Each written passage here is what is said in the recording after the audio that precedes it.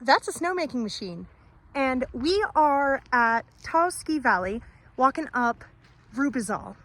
I'm going to tell you some of the crazy stories I have from working seasonal jobs. Hotel front desking at a ski resort was a wild experience.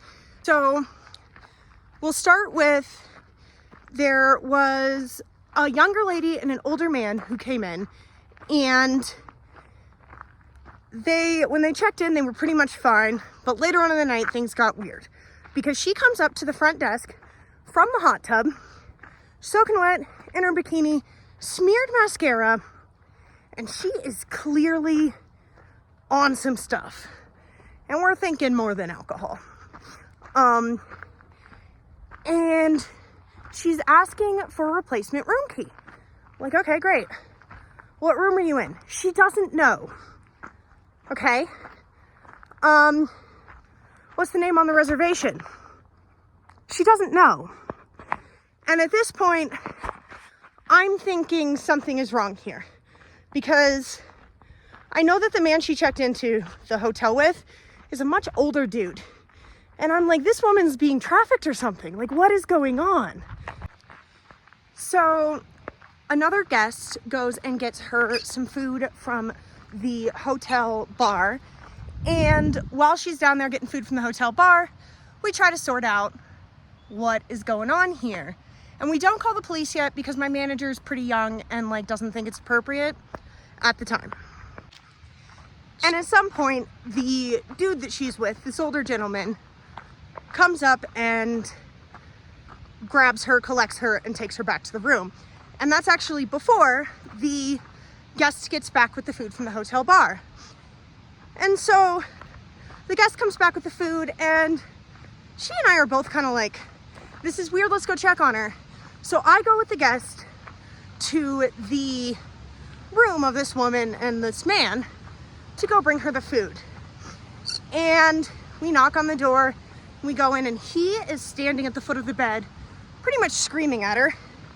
And she is on the bed just bawling. We just go in and we give her food, and we're like, you good? And she's like, yeah, everything's okay. We're like, yeah, keep going on this situation. And so we go to leave, and the man is still upset with the woman, and he's kind of in our way. So we end up kind of ducking under him, under his arm, and like getting out. And it honestly felt pretty scary, but we still don't call the police yet. Hotel front workers out there, just call the police. Your manager might have to comp a room. It's kind of worth it. Beanie. Yes, good girl. So later on, the man comes to the front desk, and he's got a bunch of scratches across his face. And he's upset because she apparently just scratched him across the face completely unprompted. I don't believe this, but at this point, we do call the police. So the police show up, they split him up to talk to him in separate rooms. At the front desk, we're feeling bad. We feel like we should have called him earlier or not at all, we don't know. And then we're watching the security camera, and she's kind of out in the foyer, and she turns around and punches the cop that's like full on hits it. Her? I think it was a female cop. Yeah, because the valets thought she was hot. So this girl turns around and punches this cop. And of course, immediately in handcuffs, she's going to jail for the night. And the man walks up to one of the valets and says, after the cops leave, and is like, hey, they won't let me bail her out of jail tonight, but will you? I'll pay you for it. And the valet said no, obviously. And the next morning, the dude came up, and I was working both the night shift and the morning shift, because seasonal work, you kind of don't get a choice. You're only there for a temporary time, though. And he, came up and yelled at me the next morning about it. I shouldn't have called the cops on me. And I'm like, I don't know, man. I'm, 20. Oops. So that's one of my crazy hotel stories. All right, so I think probably the wildest story I have is when I was on my way to Alaska I was going from Colorado to Alaska. And I didn't really live in my car yet. I was just living in my car between Colorado and Alaska. It was gonna be like a week, and I had to ship my car to Alaska. Bean Dip's over there. And I was gonna take a flight, right? So I was gonna sleep in it for a couple days, ship it, and then I was gonna stay in a hostel for a couple days and then meet my car there, right? I've since learned you might as well just take the ferry. So I decide I'm gonna spend a night right outside of Portland, Oregon. This is like 5 years ago, right? And, I've got the back of my car is big enough. I put the seats down and I'm ready to sleep. And I climb back there and I fall asleep. And in the middle of the night, something wakes me up. And I have no idea what it is. No idea. And it's this loud noise. And I sit straight up. And before I'm fully awake, I scream.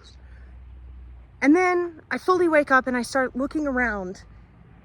And I can't figure out what that noise was.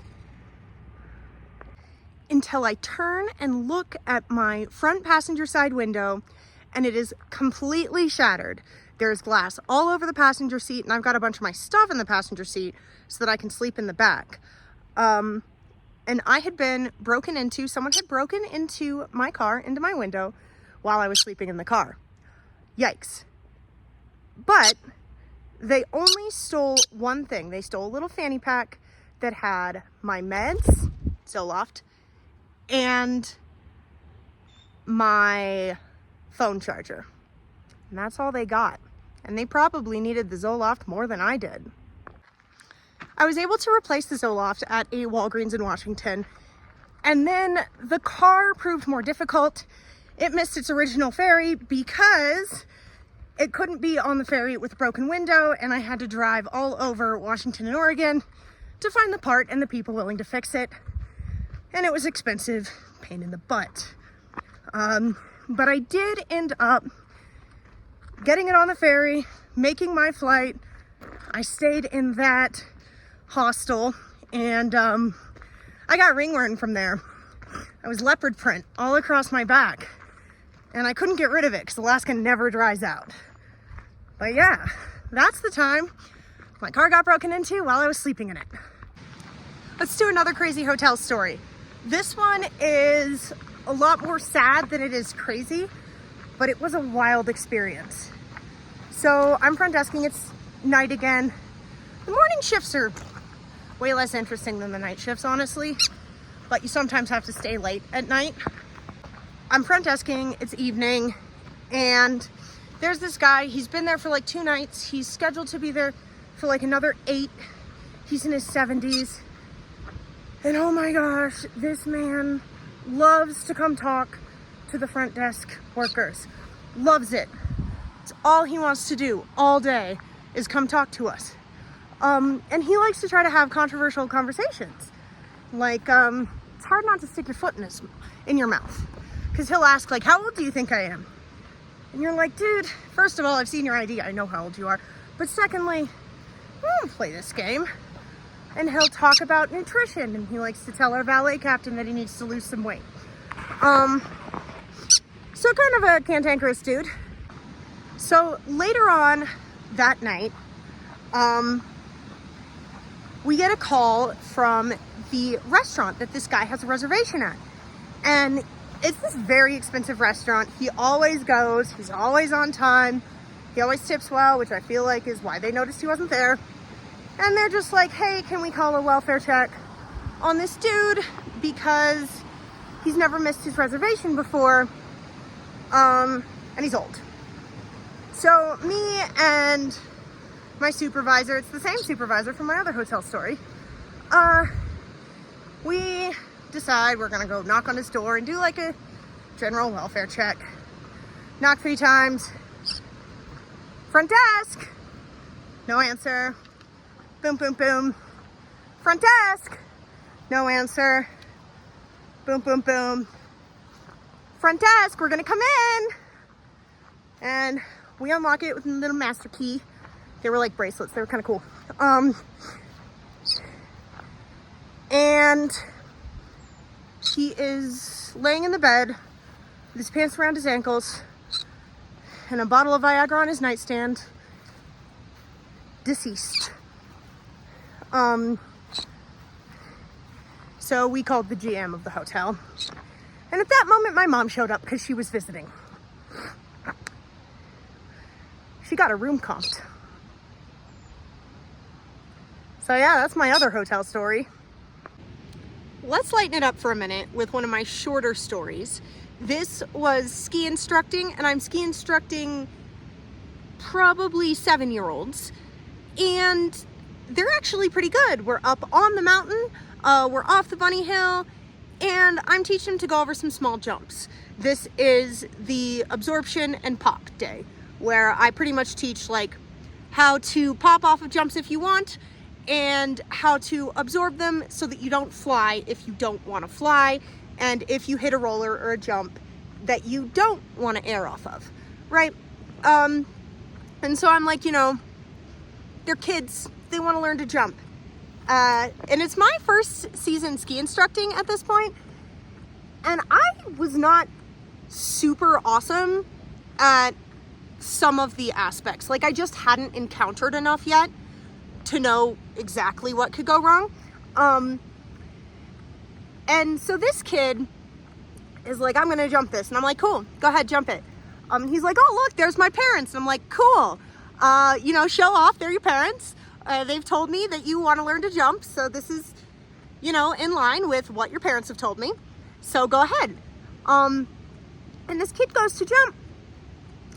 And he jumps out of his boots, not his skis. Now, skis eject. If you hit them wrong, you can jump out of your skis and keep your boots on. No, he jumps out of his boots, which stay attached to his skis. And because they are attached to his skis, the brakes are still disengaged. So his skis are just flying down the hill. And in front of this kid's parents, I have to go tackle one of his skis. The other one hit a bump and it stayed put. To get him, and I'm yelling at the kid, keep your feet in the air so that he doesn't get wet feet from his socks getting in the snow. And anyways, that was super embarrassing. I don't remember if I got a tip at the end of that lesson, but I wouldn't be surprised if I didn't. The kid was fine. And now at the top of every run, I make everybody show me that their boots are buckled, because his weren't. All right, I've told you stories from Washington, Colorado, and New Mexico. So let's bop out of the Western United States all the way over to North Carolina. So I'm in North Carolina. I'm living in the rainforest. Literally, I'm showering in the river, living in my car with Bean Dip. And Bean Dip, for the record, loves North Carolina. I hated the bugs. They were everywhere. They were in my car. They were in my shirt. They were in my face. They didn't seem to bother Bean Dip, and that was like, it was a rainforest. It was a warm rainforest. It's the first warm rainforest she's been to. So, but if you ask Bean Dip, she would really like to go back to North Carolina. I would not. So anyways, we're in the forest, and I am working as a ropes course guide. And to be honest, I was not having a great time at this job. They didn't seem to want to pay us, and they were making kind of a strong effort to tell us about it. In fact, there was a meeting at one point where they were like, we need you to report your tips because we feel like we're paying you too much. And we were all looking at each other like, I think you said the quiet part out loud, sir. So I'm having a bad time. My AC in my car doesn't work. It's a Hyundai. I've already fixed the AC twice. I have given up. And every time I start my car, it's making a lot of noise. And if I bring it past a certain speed, it dies. So like clearly something's seriously wrong. So I quit the job and I decide that I need to get back to Arizona from North Carolina in this car that doesn't really work. But first I'm gonna take it by the Hyundai dealer to see if they can figure out what's wrong with it, because I've heard that maybe they'll replace the engine for me because there've been a series of engine failures. Well, they have this set up so that they're only gonna have to replace the engine for me if it's gone wrong in just this specific way. The engine has to fail before the catalytic converter. What was happening to my engine is that the catalytic converter had failed so catastrophically that it took the engine down with it. I'm not a car person. Please don't drill me about this. I don't know. So the mechanic actually pulled me aside when he saw this. He did the whole inspection for free. He pulled me aside when he saw this and he's like, listen, this is how they all fail, but Hyundai's not gonna help you with it. Hyundai's not gonna replace it. So here's how you can scam Hyundai to make them think that it was the engine that failed first.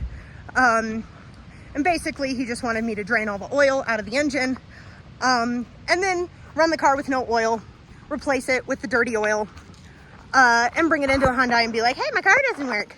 And I considered it, I really did, but I am someone who has a lot of anxiety, and I didn't think, like, it wasn't even an ethics thing.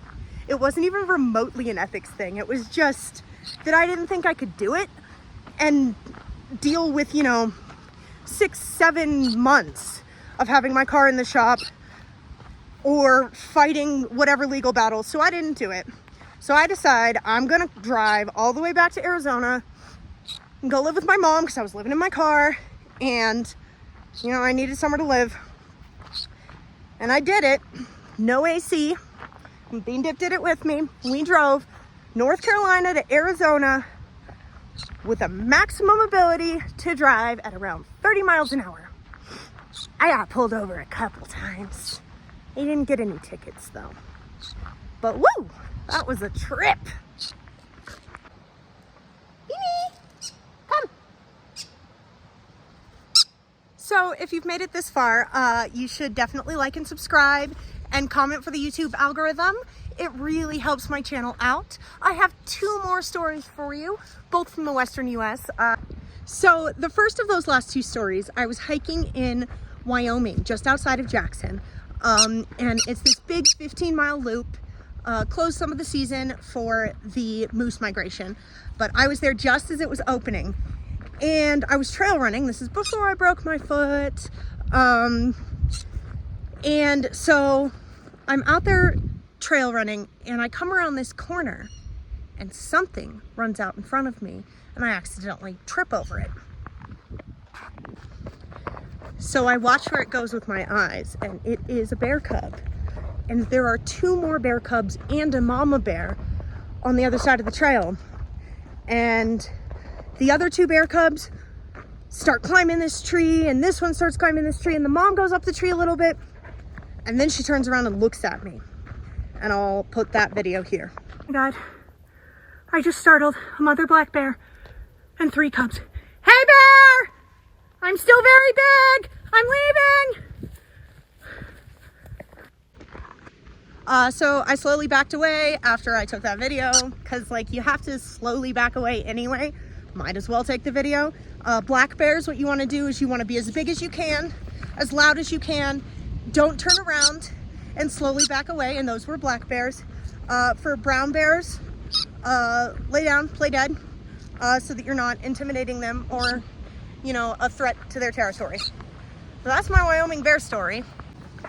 Okay, I finally have a story with my partner. I feel like the reason I don't have a lot of stories with him is because he usually rescues me from the stories that would have happened. There's a lot of got stuck in the snow, he pulled me out type thing that would have been more interesting and more tellable if he wasn't around. So anyways, so we're both sleeping in our cars. It is early winter in Idaho, and we're on National Forest land car camping in the snow. And he's kind of parked in a way that you would have to walk past his car to get to mine. So You know, we both go to sleep. I'm in my own car. He's in his own car. It's cramped. You don't want to. And I hear a knock on my car door, and I think it's him. Because who else would it be? We're in, you know, there's snow on the ground. It's nobody else is camping out here. Right? So, because I'm thinking it's definitely my partner, I just yell, okay, come in. And fortunately this person doesn't, because immediately after that, I hear my partner yell at this guy. Hey, what are you doing? Come to find out later, I actually stayed in my car, and I didn't get out of my car for this entire story. So this is a secondhand story. Turns out this guy had walked all the way up to my car door at night after dark with an axe. And he had walked past my partner's car to my car with an axe to knock on my door. And my partner had actually pulled a gun on him because what do you do? Now, as soon as this guy realized how threatening he was, he dropped the axe and he went and talked to my partner. And basically he had gotten his car stuck further down the National Forest Road, and he wanted help getting pulled out. And apparently the excuse for the axe was protection from bears. Which, choices, sir, choices. I think we might have lent him a cell phone or something, but we sure didn't help him get out, because that was a weird situation. So those are all the seasonal work stories I have for you today. If you want to see more, go ahead and comment below. Don't forget to check out my Redbubble. We have a new skateboarding bird sticker I'm super happy with. There's also a weird bathtub art collection. No, it's not that kind of weird. And then there's a bunch of photography of just pretty places I've been. So yeah, check out my Redbubble. You can follow me over on Patreon as well. I post our trick tutorials over on Patreon. Currently, there is the entire process of teaching Bean Dip how to skateboard over there if you're interested in that. Thanks so much for making it this far in the video. I appreciate everyone who watches even 2 minutes of my videos because it matters so much. I am such a tiny creator. I love it so much when you watch my videos. Like I said, don't forget to like and subscribe just because it helps me. Appreciate you all. Mwah. Have a great rest of your day. Have a cookie for dinner if you want. I think I'm going to go get ice cream at the Tallest Cow. You guys have a great rest of your day. Bye-bye.